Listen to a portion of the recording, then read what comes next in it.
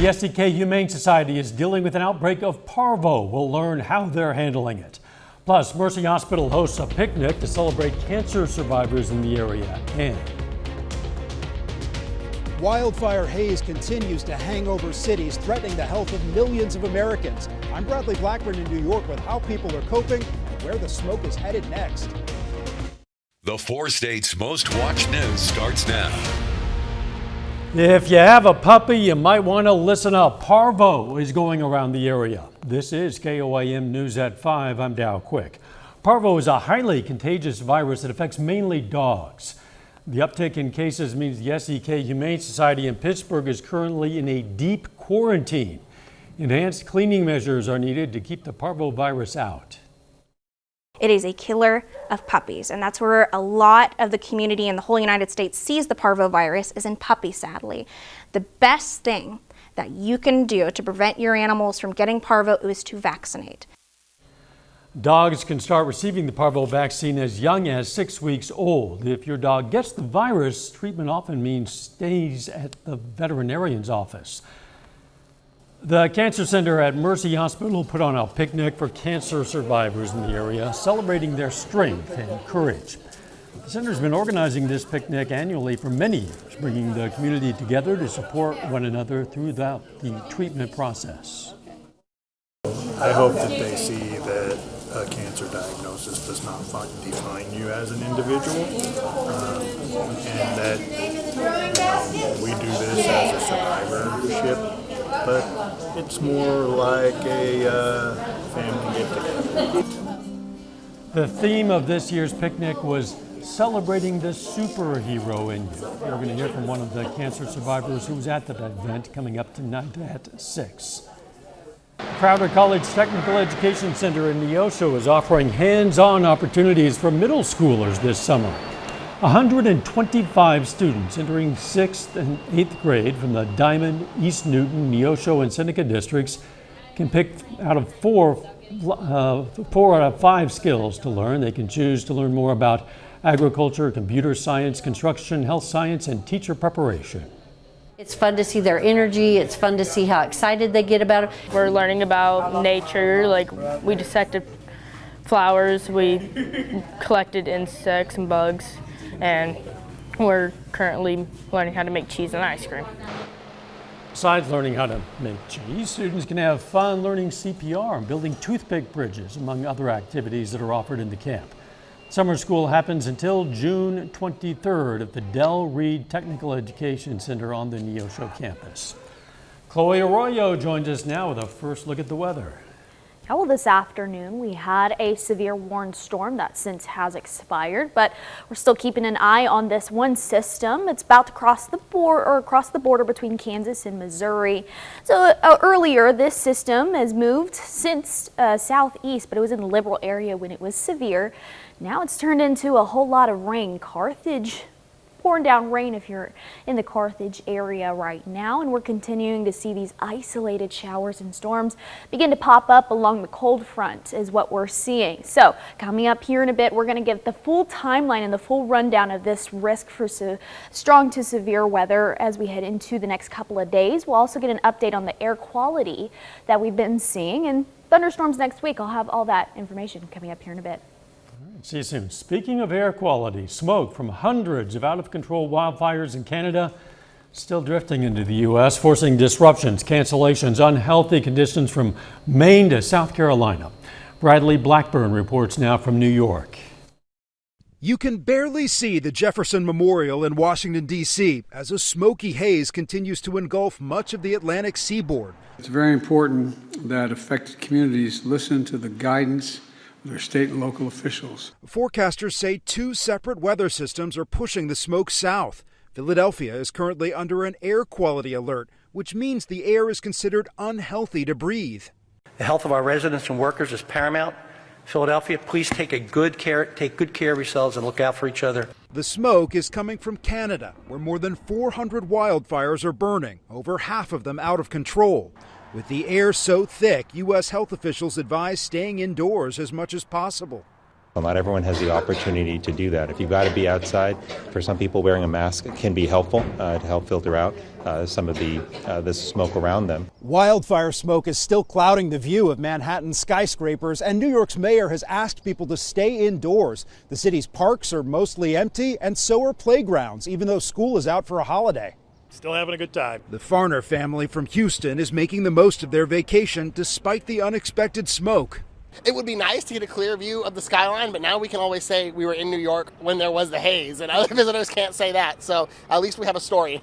And all this haze is making it tough on air travel. Poor visibility has forced the FAA to slow flights in the Northeast, causing hundreds of delays and some cancellations. Bradley Blackburn, CBS News, New York. The White House says since May, more than 600 U.S. firefighters, support personnel, and firefighting assets have been sent to help Canada fight those wildfires. President Biden says he spoke yesterday with Prime Minister Trudeau and offered any additional help Canada might need. In a surprise decision, the U.S. Supreme Court ruled against an Alabama congressional map that civil rights groups said discriminated against black voters. The justices, in a 5-4 split, said the state's Republican-drawn congressional map likely violated the 1965 Voting Rights Act, siding with a lower court decision. Legal analysts say the decision upholds a key provision of that landmark law. What the court said today is Section 2 of that landmark 1965 Voting Rights Act, it will still guard against at least the most egregious types of racial gerrymandering. What does that mean? It means you're drawing district lines to reduce voting power on the basis of race. Conservative justices John Roberts and Brett Kavanaugh sided with the court's 3 liberal justices in that decision. The ruling means Alabama officials will have to redraw the state's congressional map with an additional majority black district. The long-awaited Ukrainian counteroffensive might be underway. Heavy fighting is reported in an area that would be key for Ukraine to cut off the land bridge connecting Russian forces with Crimea. Areas in Ukraine are still reeling after an attack on a dam released devastating floodwaters. Religious broadcaster Pat Robertson has died at the age of 93. Robertson turned a small Virginia TV station into the global Christian Broadcasting Network before hosting the network's flagship show, The 700 Club, for more than 50 years. He also became influential in politics, launching the Christian Coalition and even running for president in 1988. Robertson and his wife Dee Dee had 4 children, 14 grandchildren, 24 great-grandchildren. Still ahead, health officials testified before Congress. Growing concerns over social media and the mental health of children. I'm Nicole D'Antonio with how that issue is back in the spotlight on Capitol Hill. Plus, how exposure to forever chemicals while pregnant increases a child's risk of obesity. That's coming up in Health Watch. Topping today's Health Watch, U.S. Surgeon General Vivek Murthy joined educators and healthcare professionals on Capitol Hill to testify about the urgent mental health crisis affecting America's youth. The hearing comes 2 weeks after Dr. Murthy issued the first ever public health advisory on the negative effects that social media can have on young people. Nicole D'Antonio reports now from Washington. My concern here is not just as Surgeon General, sir. It's as a doctor and as a parent. Surgeon General Vivek Murthy appeared before a Senate panel Thursday to address the youth mental health crisis in America. Our obligation finally to act is not just medical, it is moral. Dr. Murthy testified loneliness and isolation brought on by the COVID-19 pandemic hit kids hard, with social media making matters worse. Too often kids on social media are exposed to extreme, inappropriate, and harmful content. Indeed, nearly half of adolescents are saying that social media now makes them feel worse about their bodies.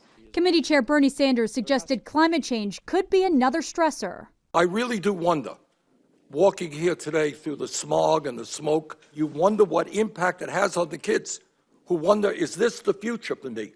On Thursday, lawmakers also heard from educators on the front lines. Too many of our students reported having felt sad or hopeless and that their mental health was not good. Most all of the time. We know that through engagement, tiered supports, and shared strategies, our students are being more successful dealing with their individual emotions. Senate lawmakers are vowing to continue working to find solutions. The number one commodity that we have in this country is not gold and silver, it's our young people, and we're destroying them.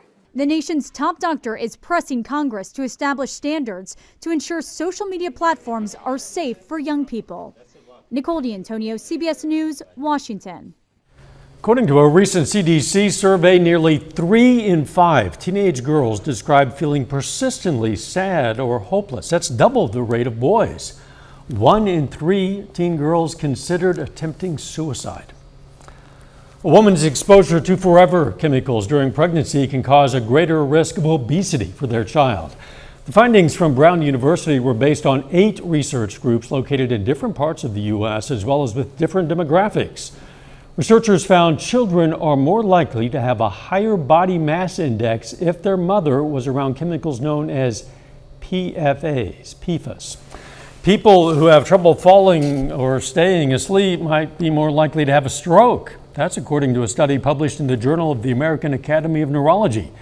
Those with at least 1 to 4 insomnia symptoms had a 16% increased risk of stroke compared to those with no sleep issues. Researchers noted the symptoms do not cause strokes, only that there is an association. And that is a look at today's health news. A little bit later, how summer jobs can help teens learn some of the basics of personal finance. We're tracking storms across the metro. I'll give you the full rundown coming up next.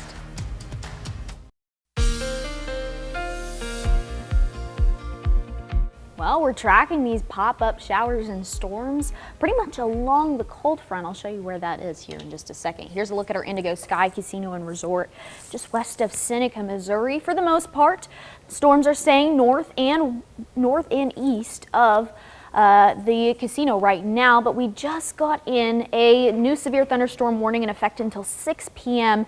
This is for Bourbon and Crawford County off into Kansas. So if you're in this area, you could see the potential for upwards of quarter-sized hail and 60-mile-an-hour wind gusts are possible with this isolated storm right here. It's along this line. You can see this was once a severe warning storm and has dissipated since then, and so now it's become pretty heavy rain along the Carthage area. So this is along a really strong cold front. I mean, they've dropped a good 20 degrees in the past couple of hours. Here's our chances for precip in the next couple of hours, 36 hours to be exact. We'll see a little bit of a break heading into tomorrow morning, and then we'll see those chances begin to ramp up Friday afternoon into the evening hours. So here's a future track this evening.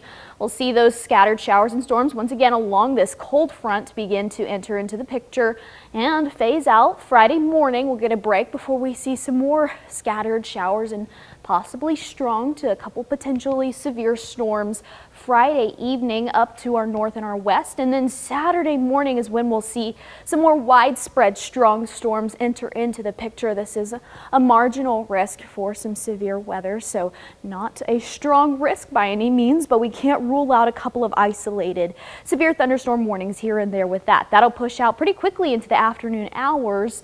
On Saturday evening, we'll be left with a southerly wind at that point, temperatures in the 80s. And then Sunday, we'll see another round. This is mainly for southeastern Kansas. Early Sunday morning, you'll probably sleep through all of that unless you're a light sleeper. You might hear some thunder here and there. Sunday morning, though, you'll wake up around 7 a.m. That'll be all clear. Here's a really bright look at this entire line right here. This is our cold front pushing through, and that's where we're seeing those storms begin to pop up with that instability in the air and the change in temperatures. So we're in the upper 70s and lower 80s in the northeastern portions of the viewing area, heading a little further south and west. We're seeing those temperatures still remain into the 90s, so we're pretty warm for the majority of it, but once again, a pretty strong temperature gradient associated with that. Taking a look at 7th and Range line, it's a little dusty outside, temperatures in the lower 80s. This is because of our air quality. We're continuing to track this air quality in the metro as well. We're pretty unhealthy for some sensitive groups here and there. So we're definitely keeping track of that into this weekend, into the next week as well. Here's a look at the 7-day forecast and then the extended look. We'll see some chances for rain and showers and even some more widespread storms this weekend. We'll see a chance on Tuesday and Wednesday. And then we'll honestly get a high pressure system on the end of next week into Saturday, and we'll see temperatures consistently in the 90s. In the meantime, some temps in the 80s, even low 80s as highs will be nice. Yeah, for sure, welcome. before it gets really warm. You bet. Thanks, Chloe. Officials have raised the warning level for Hawaii's erupting Kilauea volcano. However, they say there is no indication populated areas are threatened. The volcano began erupting yesterday with a burst of lava spewing out at Hawaii Volcanoes National Park. The eruption is confined to the park. Kilauea blasted out fountain bursts up to 200 feet high. Spectacular. This is the first time in months that Kilauea has erupted. Coming up, the latest jobs report shows something not seen since 2021.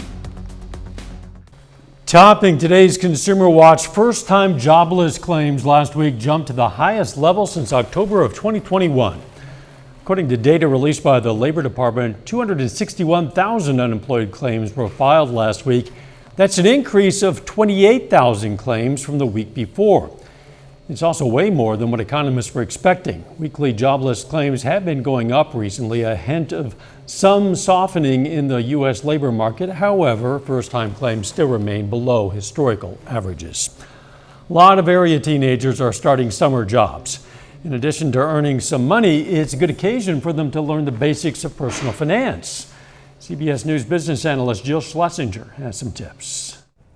Millions of high school students are starting summer jobs, a great opportunity for important personal finance lessons. Start by decoding the pay stub. Explain that FICA is not a person, but a way to fund Social Security and Medicare, and that there's a difference between gross and net pay. If it's a gig job, make sure that young workers know that they are responsible for paying taxes, and they'll need to set aside some of their earnings to do that.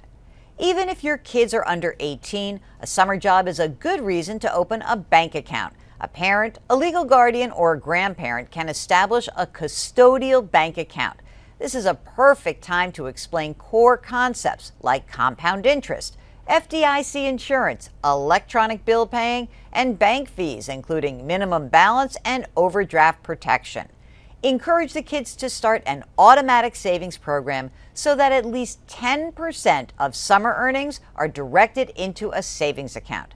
In New York, I'm Jill Schlesinger. A new study suggests putting more electric vehicles on the road could save thousands of lives over the next few decades. The American Lung Association released a new report on the health benefits of zero-emission cars and electricity. The report suggested if gas vehicles were replaced by electric vehicles by 2035, more than 89,000 fewer premature deaths would occur in the U.S. by 2050. There's a new study out that raises more questions about artificial intelligence, specifically ChatGPT. In the study, the chatbot was asked serious public health questions related to abuse, suicide, and other medical crises. ChatGPT provided critical resources like assistance hotline numbers only about 22% of the time. Final check of the forecast next.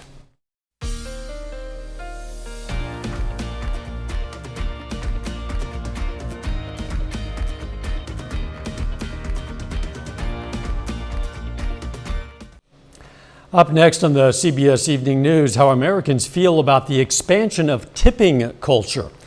Then on KOAM News at 6, as weather heats up, local health experts have a warning about the dangers of hot playground equipment. Plus, we're going to have more on a picnic hosted by Mercy Hospital to celebrate cancer survivors. And we're going to say goodbye to and look back at the career of KOAM Sports Director Jacob Leonard. You definitely want to join us for that. Stay with us for the CBS Evening News and then KOAM News at 6. Well, we all need the rain at the moment. At least some of us are getting some. Yes, pretty much along the cold front. We'll continue to see some isolated showers and storms this evening and even into the weekend before we see a break on Monday. Okay, bring it on. Thanks for joining us. CBS Evening News is next. And of course, we're going to be right back here for KOAM News at 6. We'll see you then. Let's make it a great evening.